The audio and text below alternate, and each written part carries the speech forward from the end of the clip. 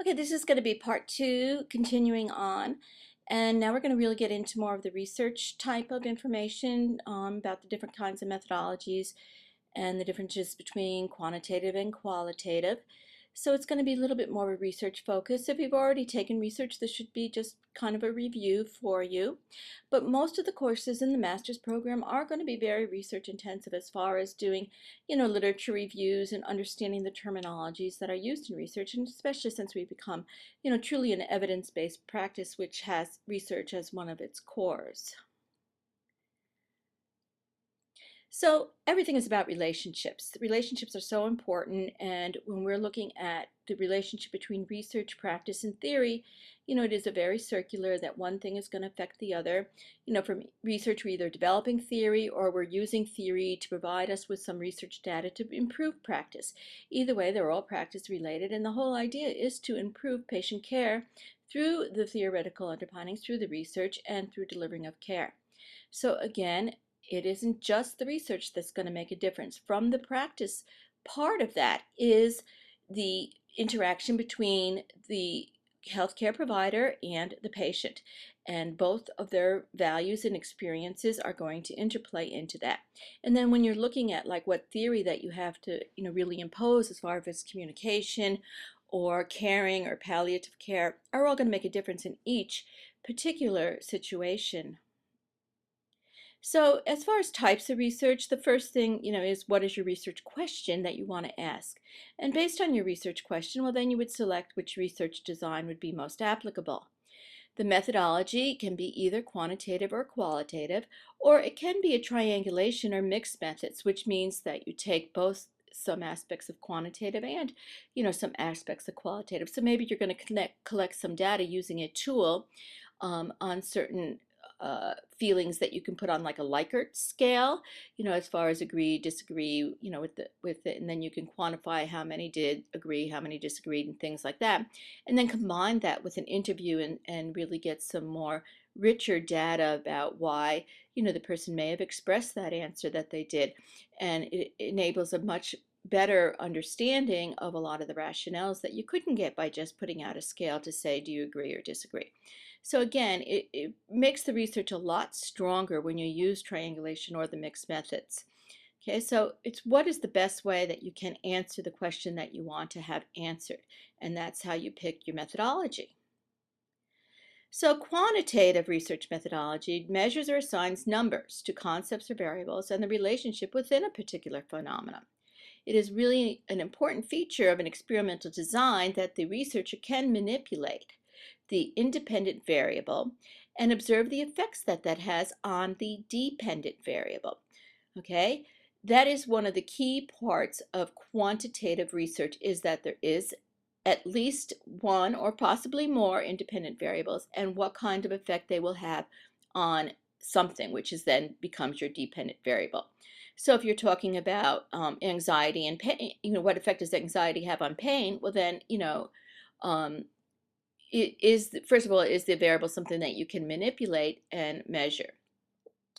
Control, the researcher has the ability to direct or manipulate factors to achieve the desired outcomes, to a random subject. That's another key point of experimental, is that we do not know who's going to be assigned to what group, so that we won't have any bias or put all people that are more anxious than those aren't. When we're going to, use you can measure their anxiety on a scale and then see how, they relate to pain. Okay, so that brings us to that randomization piece, which again is a key feature of the highest level of research, is that you do randomize the subjects in quantitative designs. The research has the ability to assign subjects to an experiment or control group, but if we assign them, there's no, we may have some underlying knowledge of them that could, give a bias to a certain group. This way, if it's total randomization, like picking names out of a hat, or having each person draw a particular marble, and if it's black, they're in one group, white in another. Whatever way, it has to be totally random, that every person has an equal chance of being assigned to one of the groups. So no one has a better chance than the other person. Random assignment increases the probability that subjects are equally dispersed in your experimental and control groups. And if you ever want to publish and you're doing any kind of quantitative research, even though you can't have a random of the whole population of people that you may be looking at something on, and you have to use a convenient sample, you still have to use randomization within the convenient sample that you're using to make sure that they are totally random assigned and no person had a better chance of any other person to getting into one group, or the other. And that is going to be a really key feature, of that high level of randomized control trials. So the randomized clinical trials, you can do one study and have results, and they could look good, and you can say, wow, that's really impressive. I think I believe that, and I'm going to try that. Well, it needs more rigorous research to see, was it a fluke that it just happened that one time? So you want to make sure that it's been looked at a few times at least. The more times it's studied and you get similar results, then the more sure of you can be that it is not a random fluke that it turned out positive for that time, because you can accept a hypothesis that's not correct, based on the statistics, because maybe everybody you picked had a certain experience in their lives, and it just happened randomly that those are the people you picked. So again, you have to really look for multiple studies, and that's why clinical trials that use that rigorous approach of control groups versus experimental groups is the highest level of the strongest evidence for clinical research studies, because they feel that they have the most maximum control and are free of bias. So above qualitative studies, above simple studies that one person may have done, or a person's opinion, which would be the lowest level, is important to look at. So qualitative research then, we don't really call the people subjects, because there's somebody that you're going to interact with, so we usually call them participants. And you do tend to be able to have a more control over who you pick for your participants and what groups, because you may be looking for people that have had different experiences that you want to find out what their interpretation is. So you want to be doing some interviewing and looking at phenomenological studies and descriptions. And then based on those things, you're going to induce the analysis of the phenomena that are associated with experiences. It could be ethnography, which is looking about a culture, or it could even be, some kind of historical research that you want to look back and study things that happened in the past.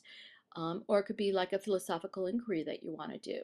The important things that it tells a story, that it's narrative descriptions that are going to really look at, from the people's point of view that are telling the story, what their interpretation is. Because a lot of times it's very easier, even when the researcher doesn't intend to put themselves and their opinion in, if you know something about a certain culture, and even if it's not expressed by anybody that you're talking about, you may all inadvertently put it in because you think you heard it, because it's something that you felt you knew.